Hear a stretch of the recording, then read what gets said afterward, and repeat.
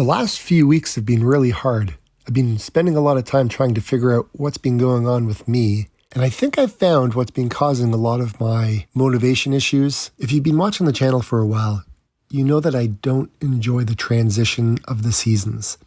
Changing the clocks back or forward really does kind of mess with me. And one of the things that I've been noticing is my lack of energy and my mood, feeling really down and out. And I think this is the cause of it. I talked to my wife about this, and she suggested that I speak about it because she suffers from depression and she thought that others could benefit from this. Stick around to the end because I share some exciting news. SAD, or Seasonal Affective Disorder, it's a real thing. And I think I'm going through it. So today I'm going to talk to you about those things and what they are, some of the things that you can do to feel better. And I'm going to do one of them right now. Let's go for a run. Seasonal Affective Disorder, SAD, is a type of depression that is related to changes in the season. SAD begins and ends at about the same time every year. If you're like most people with SAD, your symptoms start in the fall and will continue into the winter months, sapping your energy and making you feel moody. In some cases, SAD causes depression in early spring or early summer. Treatment for SAD may include light therapy, medications, psychotherapy, or even some other homeopathic methods.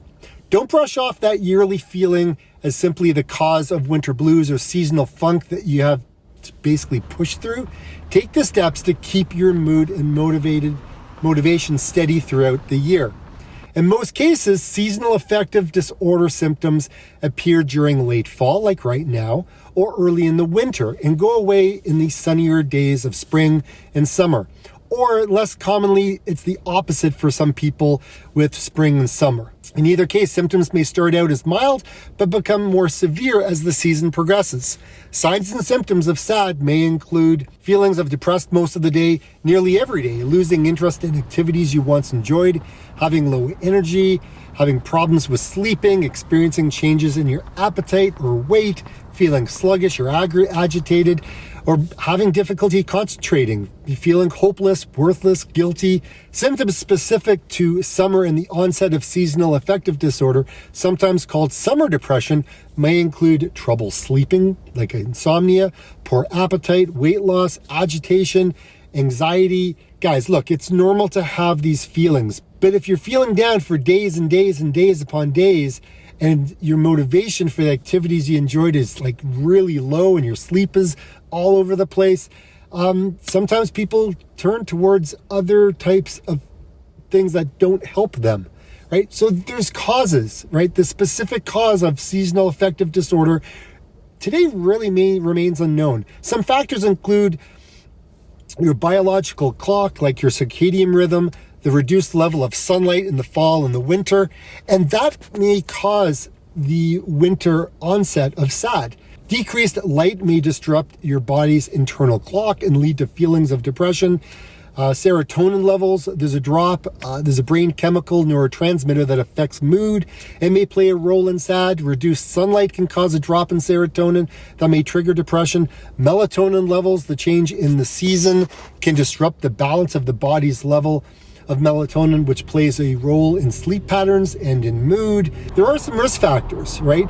So seasonal affective disorder is a diagnosis more often in women than in men, and SAD occurs more frequently in younger adults than in older adults. But then again, adults will get this. Adults will still suffer from this. Factors that may include the seasonal affective disorder include family history. People with SAD may also be more likely to have blood relatives with SAD or another form of depression. Having major depression or bipolar disorder, symptoms of depression may also worsen seasonally. If you have one of these conditions, living far from the equator, SAD appears to be more common among people who live in the far north or the far south, and that may be due to the decrease of sunlight in both areas. The signs and symptoms of seasonal affective disorder, take them seriously. As with other types of depression, SAD can get worse and lead to problems if not treated. This can include social withdrawal, school or work problems, substance abuse, other mental health disorders such as anxiety or eating disorders. Treatment can help prevent complications, especially if SAD is diagnosed and treated before symptoms get bad. Treatments for seasonal affective disorder may include light therapy, medication, psychotherapy. If you have a bipolar disorder, tell your doctor. This is critical to know when prescribing light therapy or an antidepressant. Both treatments can be potential triggers for manic episode. In light therapy, also called phototherapy, you can sit a few feet from a special light box that you are exposed to bright light within the first hour of waking up each day.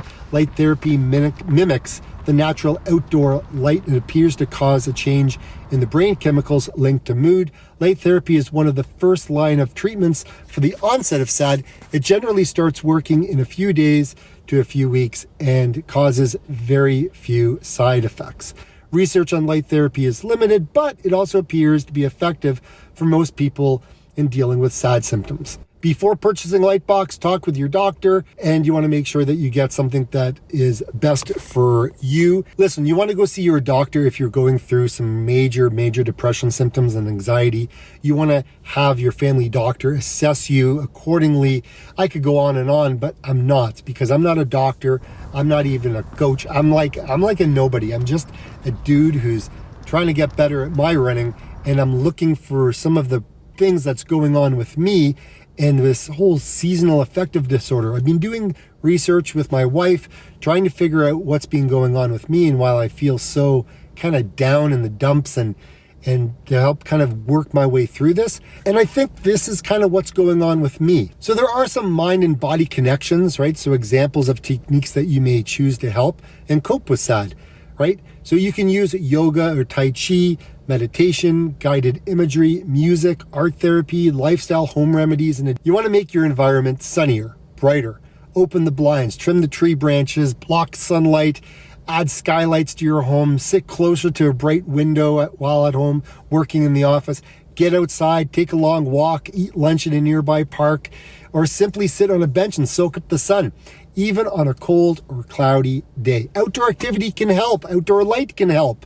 So in the morning, exercise regularly, exercise, other types of physical activity, anything that can reduce the stress and get you outside where there is light. Being fit can help you feel better about yourself too, which can lift your mood. Alternative medicines can help. Herbal remedies can help. Look, there's so many things that can help relieve depression symptoms, and it's not clear how effective any of the herbal kind of remedies are. But what you want to do is change your diet, change your supplements. Make sure that you're doing the right things to help you feel better. And if that means getting out for a run when it's so dark and cloudy and your vitamin D levels are low, look, you want to be able to take control of the situation and go do what's best for you in being out there. And for me, being out there just in nature helps alleviate so many issues.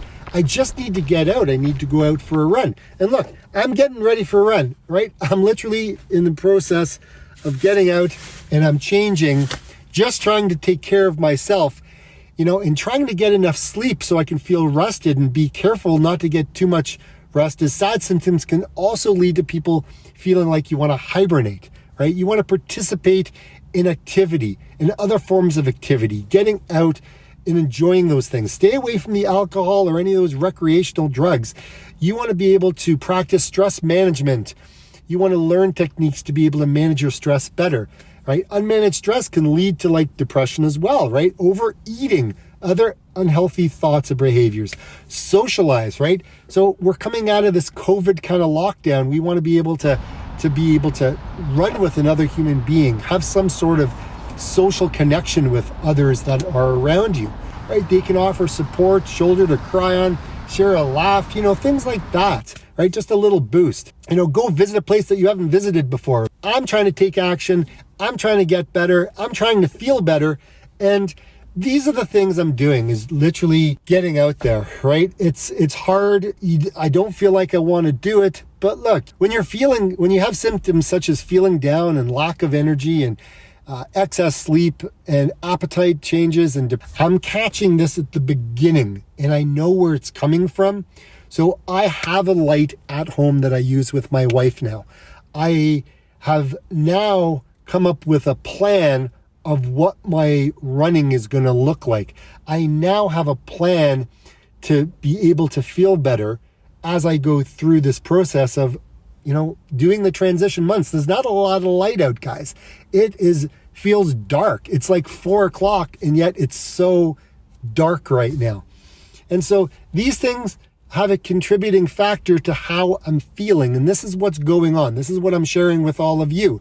So I want to say thank you to all of you who have reached out and commented on my Sunday's post. Thank you. It means a lot. I appreciate that. And I am taking active control of my environment and things that I can change. I'm pretty happy with the plan that I've started to put together, and I'm going to share with you on Sunday. I'm also registering for a race, so I have got a race on the schedule. That should make some big plans as well. Look, I got to run for my mental health. That is the primary reason why I run. Sometimes you just have to be reminded of that and say, well, why the heck am I doing what I'm doing? Look, I love to run. That's what I'm going to do. And I'm not going to beat myself up about it. I know these are transitionary months. I've got my light therapy. I've got a race on the calendar. I've got my feet healthy, my legs healthy, and my diet this week has changed a lot. So I've got all of those pieces that I've now putting into action, and it's making a difference. So moving forward, I just have to keep doing those things to make sure that I am good to go. And signing up for marathon and starting marathon training, oh, I love marathon training. So I'm putting it on the calendar. I'm making these things happen. Yes, there's base building. Yes, there's losing weight. Yes, there's feeling better. All of these things are happening, and having a goal and something to reach for makes a difference in my life.